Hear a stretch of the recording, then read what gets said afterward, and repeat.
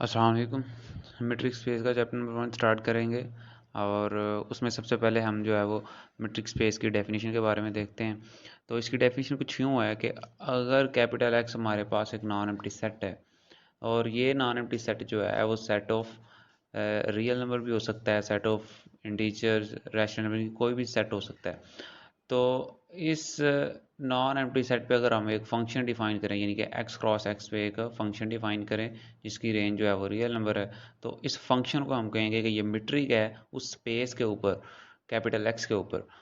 तो अगर वो जो है वो चार एक्सियम्स सेटिस्फाई करे। अब वो चार एक्सियम्स कौन कौन से हैं? एक्सियम नंबर 1 ये है कि इस एक्स क्रॉस एक्स में से अगर हम जो है वो कोई दो पॉइंट उठाएं तो उनका डिस्टेंस जो है वो, डिस्टेंस मैंने इसलिए कहा कि it is a function of distance, तो उनका डिस्टेंस जो है वो नॉन नेगेटिव आना चाहिए। इसके बाद एग्जाम्पल नंबर 2 है कि अगर हम एक्स क्रॉस एक्स में यानी कि एक ऑर्डर पर उठाएं तो वो उन दोनों का जो डिस्टेंस है वो ज़ीरो होगा अगर दोनों पॉइंट्स आपस में इक्वल हैं। इसे रिफ्लेक्सिव प्रॉपर्टी भी कहा जाता है।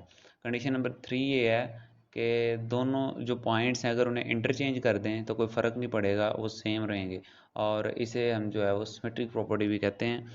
इसी तरह एग्जाम्पल नंबर 4 ये है कि ट्राइंगुलर इनइक्वालिटी जो है वो होल्ड करनी चाहिए। ट्राइंगुलर इनइक्वालिटी क्या है कि दो साइड, ट्राइंगल की दो साइडों का जो सम है वो जो है वो ग्रेटर होता है तीसरी साइड से, यानी कि दो की कोई भी दो साइडों के सम को जो है वो जमा करेंगे तीसरी साइड से बड़ा आएगा, तो ये ट्राइंगुलर इनइक्वालिटी भी होल्ड करनी चाहिए। तो इसको हम जो है वो कैप डी को हम इस फंक्शन, अगर ये फंक्शन जो है डी, अगर ये चारों कंडीशंस जो है वो सेटिस्फाई करता है तो इसे हम कहेंगे कि ये मीट्रिक है ऑन कैपिटल एक्स। तो इस पेयर को कहेंगे कि ये मीट्रिक स्पेस है। और इसकी हम जो है अब एग्जांपल देख लेते हैं। एग्जांपल ये है कि show that D defined by is a metric space. तो इसका सलूशन कुछ यूँ हुआ है कि सबसे पहले इसे मीट्रिक स्पेस प्रूव करने के लिए हमें जो है वो चारों कंडीशंस को सेटिस्फाई करवाना पड़ेगा। अब उन चारों कंडीशंस को हम वन बाय वन सेटिस्फाई करते हैं। अब हमें ये पता है कि किसी भी चीज़ का, अगर किसी भी वैल्यू का हम मॉड लें तो वो नॉन नेगेटिव होता है। तो इसी तरह इसका भी एक्स माइनस वाई का मॉड भी जो है वो नॉन नेगेटिव ही होगा। तो कंडीशन 1 जो थी वो नॉन नेगेटिविटी थी, यानी कि नॉन नेगेटिव होना चाहिए, किसी दो पॉइंट्स का डिस्टेंस लें तो वो नॉन नेगेटिव होना चाहिए। अब अगर मैं एक्स वाई दो पॉइंट लेता हूँ, स्पेस यहाँ पे आर दी हुई है, तो आर में से अगर दो पॉइंट्स का डिस्टेंस लिया और डिफाइन क्या किया हुआ है, इधर उन्होंने डिफाइन करके हमें दिया हुआ है कि ये हमारे पास डी एक्स वाई जो है ये एक्स माइनस वाई मॉड के इक्वल है। तो यहाँ पे मैंने जब दो पॉइंट उठाए तो ये एक्स माइनस वाई का मॉड आ गया जो कि ग्रेटर देन, क्योंकि ये मॉड है तो मॉड हमेशा जो है वो नॉन नेगेटिव होता है, तो लिहाजा कंडीशन 1 सेटिस्फाई होगी। इस तरह कंडीशन 2 जो है वो ये थी कि दो पॉइंट्स का जो है वो डिस्टेंस ज़ीरो होगा अगर दोनों पॉइंट्स आपस में इक्वल होंगे। तो ये दो पॉइंट्स लिए तो ये ज़ीरो होंगे। तो मैंने अब ये प्रूव करना है कि ये ज़ीरो कब होगा, जब दोनों आपस में इक्वल होंगे। तो ये जब ज़ीरो है तो इसका मतलब है कि इसकी डेफिनेशन लगाएंगे तो ये भी ज़ीरो है, यानी कि एक्स माइनस वाई का मॉड भी ज़ीरो है।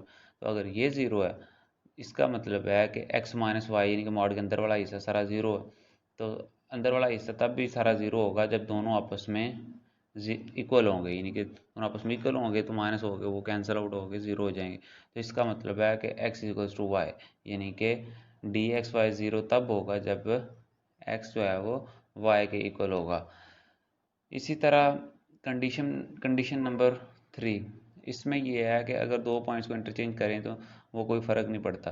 तो यहाँ पे मैंने जो है वो दो पॉइंट लिए, तो उसके ऊपर जब डिस्टेंस फंक्शन लिखाया तो x माइनस वाई का मॉड आ गया अकॉर्डिंग टू दिस डेफिनेशन। अब मैंने इनमें से नेगेटिव को कॉमन लिया तो ये इस फॉर्म में आ गया। अब हमको ये पता है कि मॉड जो है वो नेगेटिव वैल्यूज़ को सॉल्व कर लेता है। तो यहाँ पे जो है नेगेटिव पॉजिटिव आ गया, यानी कि ये इक्वल आ जाएगा वाई माइनस एक्स के। तो ये फिर वाई माइनस एक्स जो है वो इसकी डेफिनेशन है डी ऑफ वाई एक्स, और ये कंडीशन जो है वो सारे रियल नंबर्स के लिए सेटिस्फाई होगी। इसी तरह कंडीशन नंबर 4 जो है वो ट्राइंगुलर इनइक्वालिटी के बारे में थी।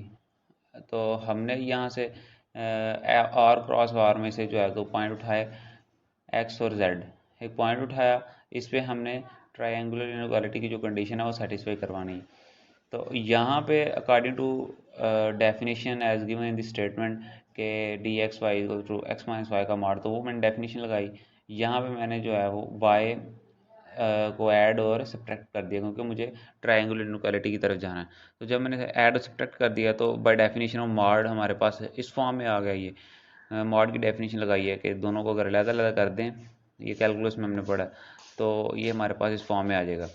अब ये डेफिनेशन बन जाएगी डी एक्स वाई की और ये डी वाई जेड की।